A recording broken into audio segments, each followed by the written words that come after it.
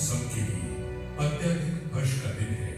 पिछले 3 सालों की विभिन्न बाधाओं को पार कर बिहार के निवासियों की सेवा के लिए देश की राजधानी नई दिल्ली द्वारका में एक नवनिर्मित बिहार सदन समर्पित करने जा रही है। विभिन्न सरकारी, गैर सरकारी कार्य एवं चिकित्सा हेतु बिहार से दिल्ली जाने वाले निवासियों की सुविधा हेतु इसकी परिकल्पना माननीय मुख्यमंत्री श्री नीतीश कुमार जी ने की थी। हालांकि पहले से बिहार सरकार के 2 भवन, बिहार निवास एवं बिहार भवन नई दिल्ली चाणक्यपुरी में अवस्थित है, परंतु आधुनिक एवं बढ़ते हुए बिहार की बढ़ती हुई आवश्यकता की पूर्ति के लिए तीसरे भवन की आवश्यकता काफी दिनों से महसूस की जा रही थी। इसके लिए द्वारका नई दिल्ली में नए बिहार सदन के निर्माण की परिकल्पना की गई तथा दिनांक 2 मई 2018 को माननीय मुख्यमंत्री महोदय द्वारा योजना का शिलान्यास किया गया। ये पहला मौका है कि पहली बार इस प्रकार का महत्वपूर्ण अत्याधुनिक भवन का निर्माण बिहार सरकार द्वारा बिहार से बाहर सफलतापूर्वक संपन्न किया गया है, जो कि बिहार के विकास के लिए एक मील का पत्थर है। कोविड-19 के कारण हुए देशव्यापी बंद के बावजूद भवन निर्माण विभाग द्वारा विशेष प्रयास कर इस भवन को बिहार वासियों की सेवा के लिए तैयार कर लिया गया। 8000 वर्ग मीटर भूमि पर अवस्थित इस 12 तल के भवन के निर्माण की कुल लागत 78 करोड़ है।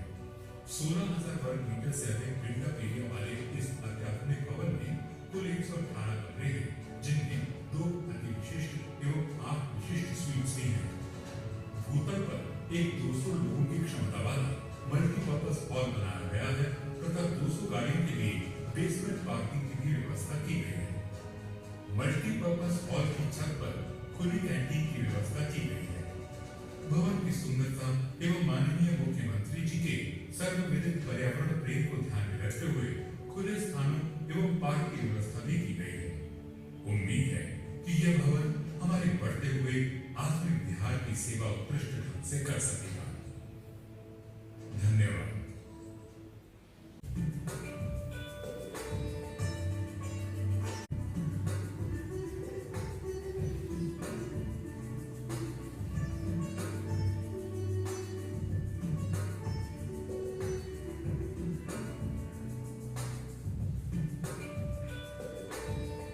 बाकी सारा काम तो भवन निर्माण विभाग को करना ही है और वो विभिन्न विभागों की योजनाओं का काम करते रहते हैं। और खुशी की बात है कि आज जो आप लोगों ने बताया है कि 1411 करोड़ रुपए की कुल 169 क्रियान्वित योजनाओं का उद्घाटन हो रहा है और 22 विभागों के अंतर्गत ये कुल मिला करके है और कुल 73 योजनाओं का जो शिलान्यास हो रहा है उसके लिए कुल राशि है 725 करोड़ 22 लाख रुपए, तो उसका शिलान्यास भी हो रहा है।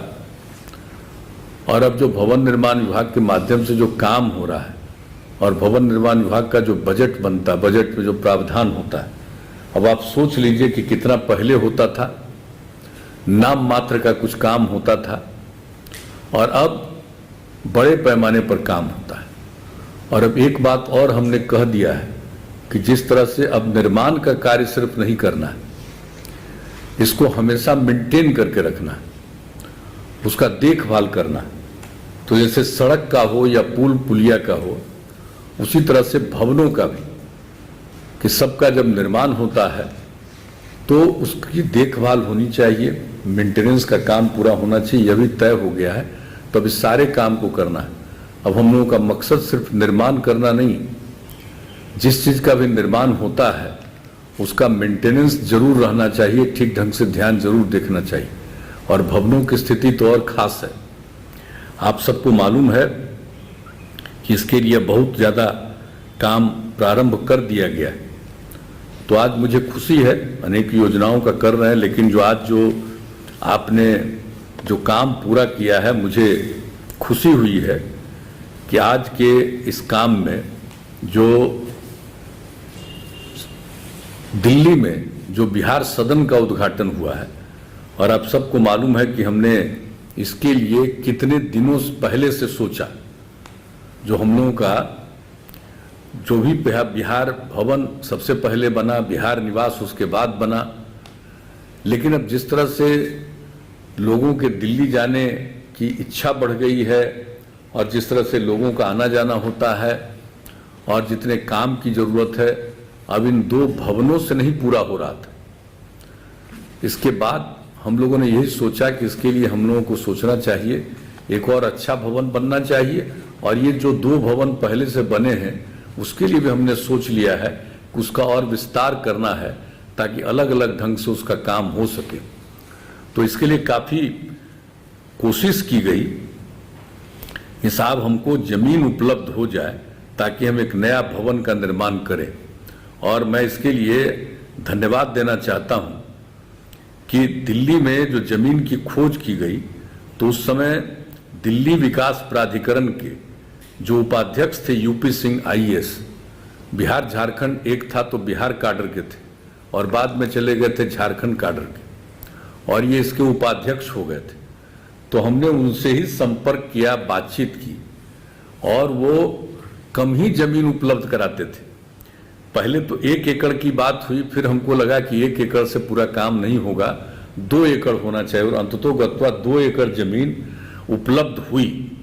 और ये जब जमीन उपलब्ध हुई तो हम इसके लिए तो जरूर धन्यवाद देंगे दिल्ली विकास प्राधिकरण को, और उस समय जो इसके उपाध्यक्ष थे यूपी सिंह को विशेष तौर पर मैं बधाई देता हूं कि अब ये काम हुआ। और उसके बाद जो उसके लिए जो हम लोगों ने तैयार किया कि किस तरह से भवन बनेगा, तो उस पर भी काफी मेहनत हुआ और ये तय हो गया कि भाई बहुत अच्छे ढंग से होगा, और हमारे विभिन्न विभागों के कुछ कार्यालय अलग अलग जगहों पर संचालित है दिल्ली में, उसकी कोई जरूरत नहीं पड़ेगी, और उस तरह के भी सभी कार्यालय यहीं आ जाएंगे और अलग से हम लोगों को नहीं इंतजाम करना पड़ेगा।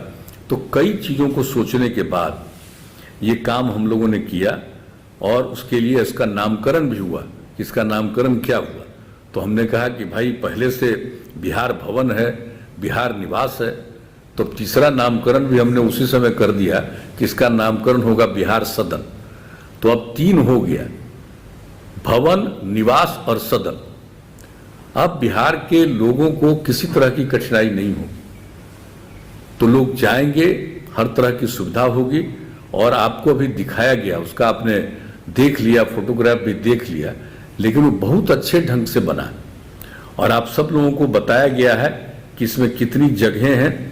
इसमें आप समझ लीजिए कि इसमें है बेसमेंट भी है, भूतल है, 10 मंजिलों में 118 कमरे बनाए गए, तो इस तरह से, और मल्टीपर्पस हॉल है, बेसमेंट कार पार्किंग है जिसके बारे में आपको बताया गया, फिर कैंटीन, सोलर पैनल आदि की भी सब व्यवस्था की गई है। तो लोग जाकर के इसमें रहेंगे और बहुत अच्छे ढंग से इसका निर्माण किया गया है, और इसको मेंटेन भी ठीक ढंग से किया जाएगा। लोग आएंगे, रहेंगे, और बाहर भी उसका जो इंतजाम कर दिया गया पर्यावरण के दृष्टिकोण से, ताकि उसमें भी लोग घूम सकेंगे, देख सकेंगे। तो हर प्रकार से लोगों को सुविधा होगी, कोई जाएगा वहां रहेगा, और कोई अगर टहलना चाहेगा तो उन जगहों पर वो घूम करके इसका भी आनंद